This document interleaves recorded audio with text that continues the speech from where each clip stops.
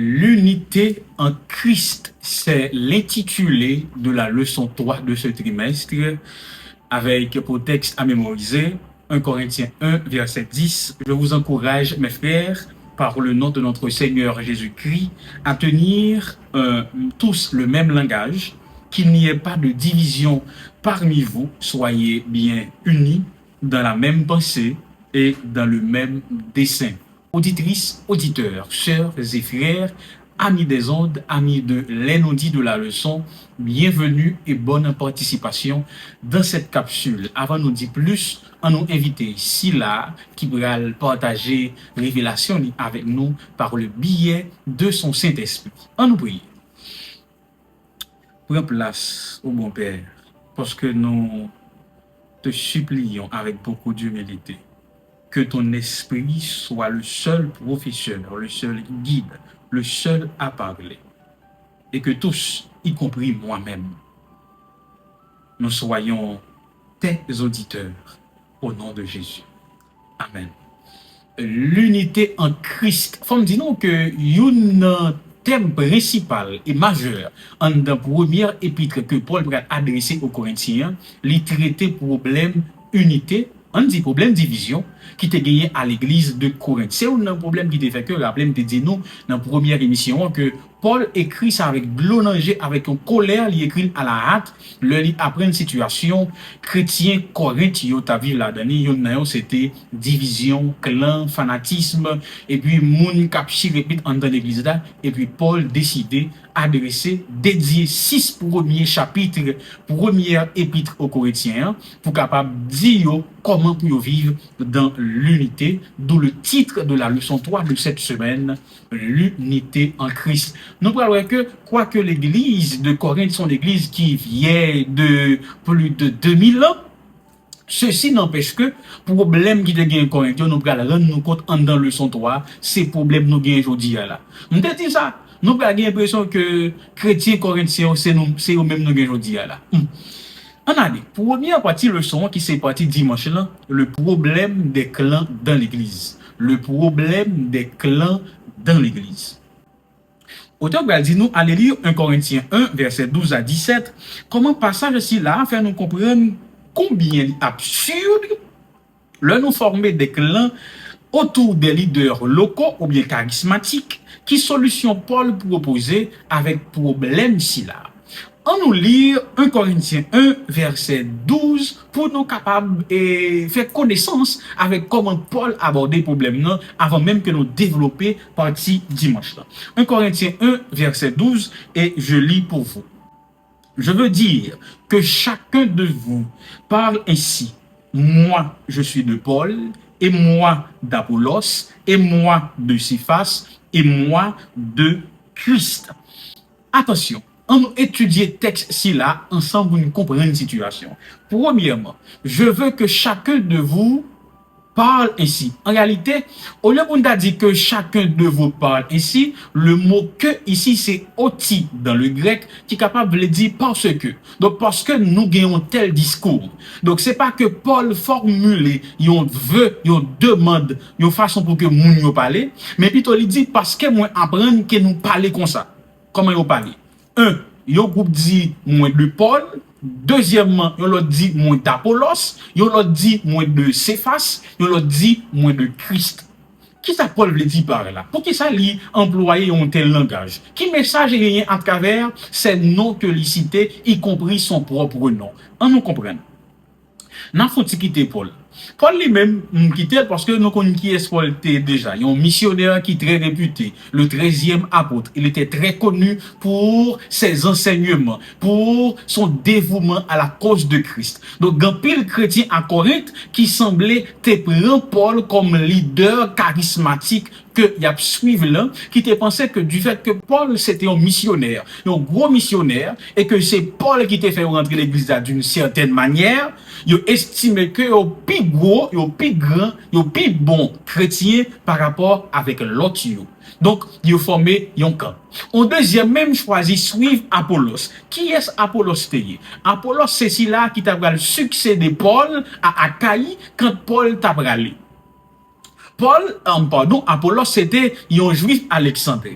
mais surtout qui était réputé pour son éloquence. Il était très éloquent. D'ailleurs, éloquence était charmé grec, et connaissance de gain de Bible t'es impressionné juif yo qui fait ni juif ni grec t'es formé un clan même pour te dire que nous sommes d'Apollos pour montrer supériorité yo par rapport avec l'autre chrétien qui dans même communauté Corinthe là parce que Apollos était quelqu'un de très éloquent qui connaissait très bien sa Bible. Au troisième groupe, il dit que nous sommes de Céphas. Céphas, c'est la forme araméenne de Pierre. Pétros pour le grec. Il y a deux possibilités, ou bien deux hypothèses. La première, Céphas ici, ou bien Pierre, ou bien Pétros, il est capable de faire référence avec un ministre de l'évangile qui était itinérant. Ça veut dire qu'il aimait faire monter et descendre. Selon 1 Corinthiens 9, verset 5. T'assemblé, il passait Corinthe, il font une visite, probablement, et ça t'a fait que dans petit moment le passé a des gens li baptisé, des gens li enseigné, donc des gens qui dit moi même c'est face qui mettait l'église là, ce missionnaire itinérant. Deuxième hypothèse là, ce Céphas ici, ce Pierre ici, il est capable de question de Pierre, l'un des 12 que vous connaissez très bien. Donc, moi, ça veut dire que c'est une 12 disciples que Jésus t'a choisi lui-même de son vivant sur terre. C'est lui-même qui mettait dans l'église là. Ça conférait une certaine supériorité par rapport à nous toutes. Bon, quatrième groupe, c'était les chrétiens. Pas chrétiens dans le sens que nous comprenons aujourd'hui là. Il dit que enseignement descend directement de Christ. Ils ont même indépendant de toute l'église là. Tout ça vous fait bon parce que ça fait c'est Jésus même qui baille propre révélation par eux. Donc à l'intérieur de l'église de Corinthe, tu as 4 clans. Tu as les Pauliens de Paul, tu as les Apolloniens de Apollos qui majoritairement te suivent par les Grecs. Et puis tu as troisièmement les Képhiens et puis tu as les chrétiens qui étaient majoritairement suivis par les Juifs. Mais comment l'église Corinthe l'a été? 4 clans, 4 leaders, 4 pensées dans une même église. Question que nous sommes capables de poser à ce stade, est-ce que c'est une illustration que Paul fait ou bien son supposition? Une réponse théologique qui dit que, en réalité, Paul utilisait nos mounsayo tout simplement parce qu'il n'a pas voulu citer nos faux docteurs qui étaient leaders charismatiques dans l'époque là. Mais bon, ça traduit quand même la réalité que l'église corinthienne t'a confrontée en termes de division. Nous pourrons fouiller zone en calal. Dans 1 Corinthiens 1 verset 13, voici la solution de Paul à cette division. Paul dit ceci, et je cite. Christ est-il divisé? Paul a-t-il été crucifié pour vous? Ou est-ce au nom de Paul que vous avez été baptisés? Donc Paul répond avec 3 questions. Premièrement, est-ce que Christ divisé? La réponse est non. Si Christ n'est pas divisé, comment fait quoi Christ l'a divisé? Deuxième question de Paul. Est-ce que Paul t'est crucifié pour nous en parlant des Corinthes? Si c'est Jésus qui c'est le seul moyen pour nous capables de sauver, le seul moyen d'accéder au salut ou à la vie éternelle, pour qui ça nous chaude Paul comme ça? Troisième question. Avez-vous été baptisé au nom de Paul? Non. Baptême qui a été administré nous, il était fait par au nom de Jésus. Donc, Paul va faire comprendre que solution, c'est pas choisir qui leader local que nous avons choisi. C'est pas décider qui leader local que nous avons suivi ou bien choisi, mais c'est recentrer nous sur Jésus qui est crucifié pour nous. Je ne peux pas dire là, l'église Corinthe traduit la réalité de aujourd'hui là. Quand plus le monde, c'est pasteur, c'est ancien, c'est leader, c'est orateur, c'est évangéliste, c'est missionnaire, c'est l'église, c'est dénomination, c'est ça que a suivre mais au pas suivre Jésus crucifié. Et on ne sait pas à suivre. C'est ancien, c'est l'église, c'est dénomination, c'est institution qui a suivre, mais au pas suivre Jésus crucifié. Alors, Paul vient dire nous, la question n'est pas de savoir qui est bon choix que nous sommes capables de faire, si c'est l'église, si c'est pasteur, si c'est institution, si c'est dénomination. Mais c'est recentrer nous sur celui-là qui mourit sur la croix pour nous, celui-là qui mourit pour nous la vie, et dans le nom nous baptiser qui c'est Jésus crucifié. Alors, chers et frères, si ce pas fait cycle là, si ce pas fait fanatisme, si ce pas fait favoritisme, si ce pas séparer l'église là, si ce pas avec dissension yo, si ce pas suivre le leader yo, mais on nous suivre Jésus plutôt, on nous quitter et nous fixer sur Jésus. Partie lundi, centré sur Jésus. Centré sur Jésus. Lis 1 Corinthiens 1 verset 10, d'après nous-mêmes. Que veut dire Paul parle soyez bien unis dans la même pensée et dans le même dessein. On a lu 1 Corinthiens 1, 10. Je vous exhorte, frères, par le nom de notre Seigneur Jésus-Christ, à tenir un même langage, à ne point avoir de division parmi vous, mais à être parfaitement unis dans un même esprit et dans un même sentiment. On étudie le texte là pour nous comprendre une partie de leçon. Premier bagaille, Paul dit, moi exhortez nous, ou bien je vous conjure, par le nom de Jésus. C'est bon de noter par le nom. Non par mon autorité en tant qu'apôtre. D'ailleurs, pour introduire les temps, il dit que moi, Paul, envoyé de Jésus. Pour qui ça ne pas dit par mon autorité? Pourtant, c'est lui qui avait fondé l'église de Corinthe.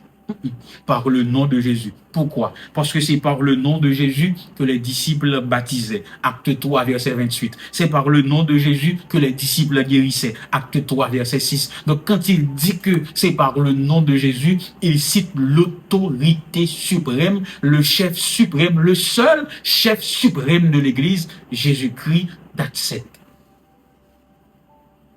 Deuxième bagaille, pour gagner un même langage. Littéralement, grec l'a dit, parler d'une même chose. Écoutez bien, à l'intérieur de l'Église, il y aura toujours des désaccords. Les désaccords sont possibles. Je ne dis pas que c'est permis. C'est possible. On a toujours un point de vue différent. C'est normal.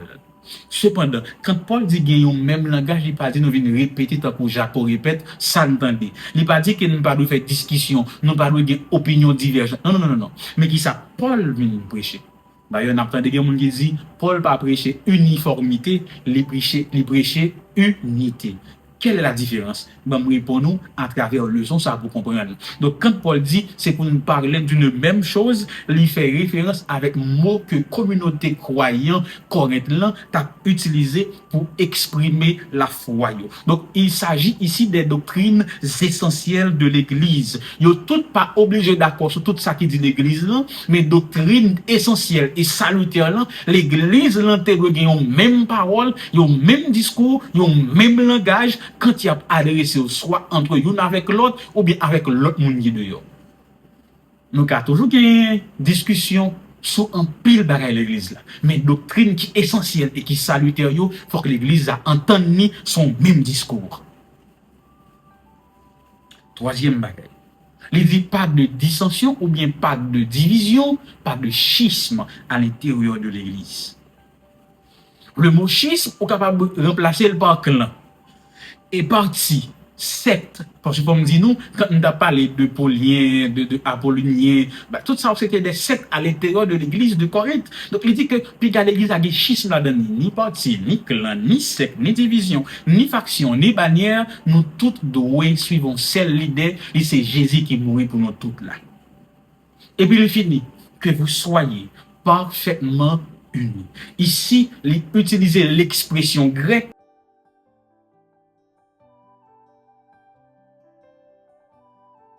réparer ce qui est déchiré ou désordonné, rendre complet, ou bientôt ajuster quelqu'un à sa place. Quand Paul utilisait cette expression grecque pendant qu'il a traité division à l'intérieur de l'église de Corinthe, il dit que nous toutes là nous constituons le corps de Jésus qui est la tête de l'église. Cependant, en tant que membre d'un seul corps, nous chaque gain place nous. En prenant exemple de une machine. Pour machine fonctionner, faut que pièce yo nan place yo. Puis gars chauffeur al chita sur moteur, puis gars yon pièce moteur al chita dans transmission, puis gars yon parti dans moufler, al chita dans parti pour mettre frein. Depuis ou tomber comme ça, machine ça pas gen doit faire on pas. Il dit que nous tous nous constituer yon ensemble. Nous chaque son élément. Donc faut que chaque grain élément rete dans place li pour le travail, yon travaille avec l'autre pour que machine soit capable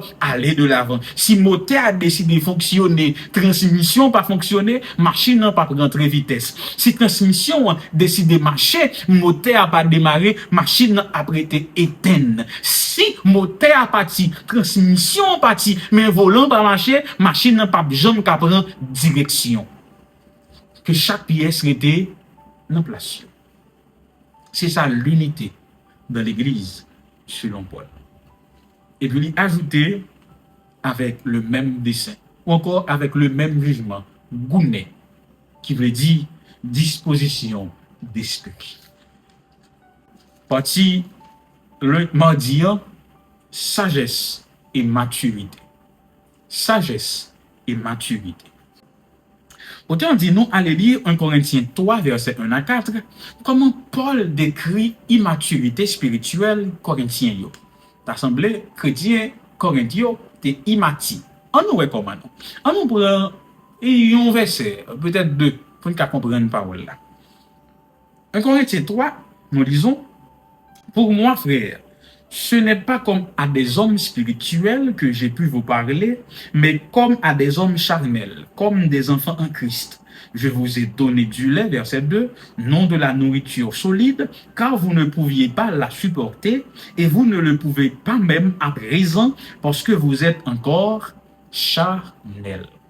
Rappelez-vous que l'épître adressé aux Corinthiens, il rédigé 6 ans après que Paul te fin fait visite li à Corinthe, il était institué, ou bien plutôt il était bâti, il était fondé l'église communauté corinthienne. Le livre apprend une division, mais qui ça dit? Il dit que pour moi-même, je ne vais pas parler avec nous comme à des hommes spirituels. En réalité, bon insulte qui est cachée là. Nous allons découvrir tout à l'heure. Je ne vais pas parler avec nous comme des hommes spirituels comme nous fondé l'église là. Parce que nous connaissons des bébés, des enfants. Nous avons petit manger qui liquide. Mais jusqu'à présent, moi apprendre que c'est petit manger liquide pour nous. Parce que nous ne pouvons jamais grandir toujours, parce que nous comportons comme des hommes charnels qui n'ont aucune maturité spirituelle. Qui ça Paul te veut dire par là? 6 ans avant, il annonçait l'évangile là, c'est normal. Il annonçait base élémentaire yo, tant que l'on petit monde qui a peine fait. Ou pas prendre beau grain banane misque ou fourrer dans bouche ali, mais plutôt quoi bali ti bacti ou bali ti lettre après quelques temps qui sont fait, ou commencer craser ti banane là pour li, ou craser ti bonbon pour li, fait ti labourer pour li, les commencer faire di grandi, ou ba ba qui plus ou moins solide, les nan large moins, les fin tout dans bouche li, ou la guerre banane misque a nan mel. C'est comme ça lié dans vie spirituelle là tout. Les gens qui fréquentent l'église là, bon série de vérité, ils peuvent préparer pour lui. Bon série de bagailles, ils peuvent préparer pour lui. Et mais c'est ça Paul dit. 6 ans avant, nous t'ai parlé avec nous non comme à des hommes spirituels, mais comme à des enfants. Bah nous t'y manger liquide. C'est OK. Mais jusqu'à présent, nous apprenons que nous t'y toujours, nous pas grandi. L'église n'a pas grandi. Nous toujours immatis. Nous étions comme des hommes charnels. Qu'est-ce que cela veut dire? Homme charnel. Qui ça Paul veut dire par là? Ici, le mot charnel, c'est ça qui noise ou bien ça qui cause. Personne sous l'influence des appétits charnels, convoitant et vivant pour ou bien selon les choses terrestres. Donc, quand Paul dit ici que ces gens-là, que ces chrétiens de Corinthe, ils étaient des hommes charnels, c'est pas dire qu'ils pas chrétiens. Ils étaient chrétiens, mais encore charnels. Pas forcément monde qui était la guerre ou cause sexualité. Non, non, non, non, non. C'est pas cause sexuelle qui reprochait l'église Corinthe là. Non, non, non. C'est division. Ici, homme charnel, c'est le fait que l'église l'a été attachée avec une série d'habitudes qui fait que yo séparé de Jésus, il a fait un petit clan dans l'église là.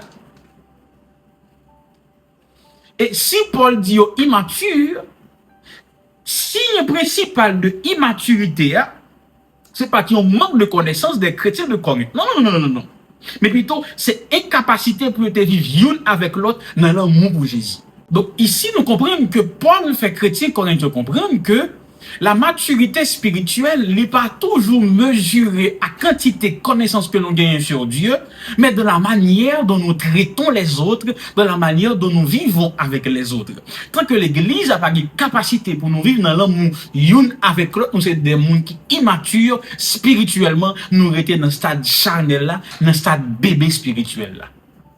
Tant que l'église l'a divisé, tant que l'église n'a pas qu'à vivre en harmonie, dans l'amour pour Jésus, dans l'amour l'une pour l'autre, sont l'église qui immature, sont l'église qui est formée d'hommes charnels et non d'hommes spirituels, sont l'église côté Jésus, bon Dieu, Papa gloire, quand ils ont réuni, sont l'église côté cet esprit, pas qu'à influencer cœur monde, il pas qu'à transformer le monde, il pas qu'à mener le monde par Jésus, il pas qu'à aider le monde sauvé, il pas qu'à aider le monde converti.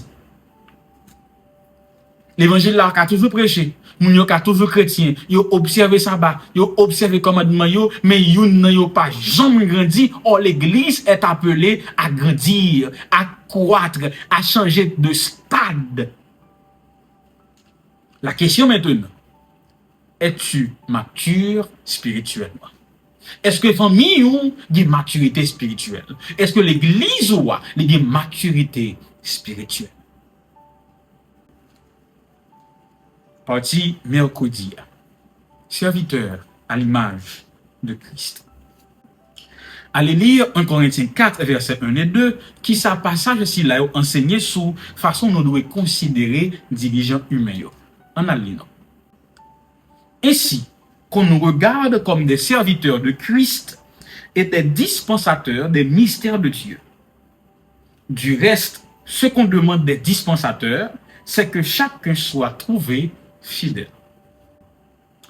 Paul dit que qu'on nous regarde comme des serviteurs ou selon certaines versions comme des ministres. Écoutez bien, ici le mot serviteur c'est pas diakonos.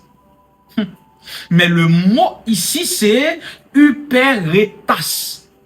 Uperetas, les sorti de uperetes qui veut dire il était utilisé pour les sous-rameurs. Les écrivains grecs avaient utilisé mot ça pour désigner les officiers inférieurs ou bien les assistants. Paul fait exprès d'utiliser mot ça et non diaconos pour capable montrer qui rôle dirigeant humain ou bien dans l'église là. Donc, si des qualifiés de uperetes, il veut dire que moi-même, Paul, avec tout acolyte moyo, compagnon moyo, nous sommes des sous-rameurs, nous sommes des sous-officiers ou des officiers inférieurs, des sous-employés de Christ. Donc, Christ est le seul chef de l'église. Quel que soit le titre ou bien l'église là. Vous mettez pasteur depuis 1 an, pasteur depuis 10 ans, depuis 100 ans. Ou mettez dans l'église locale, ou mettez dans le niveau conférence générale, nous tous, nous sommes sous-officiers, l'église a un seul chef, il est Jésus de Nazareth. Il est Jésus-Christ. Et c'est ça Paul dit là, nous tous, quel que soit titre, nous rang, nous études, nous postes, nous fonctions, nous années d'expérience dans l'église là, façon nous tous, nous sommes des sous-officiers, des officiers inférieurs. Et puis Paul va dire, oui, il va dire non seulement nous sommes des ministres, mais nous sommes des dispensateurs ou des intendants. Le mot intendant ou bien dispensateur, c'est oikonomos. Le mot dispensateur, Il désignait l'adjoint du maître.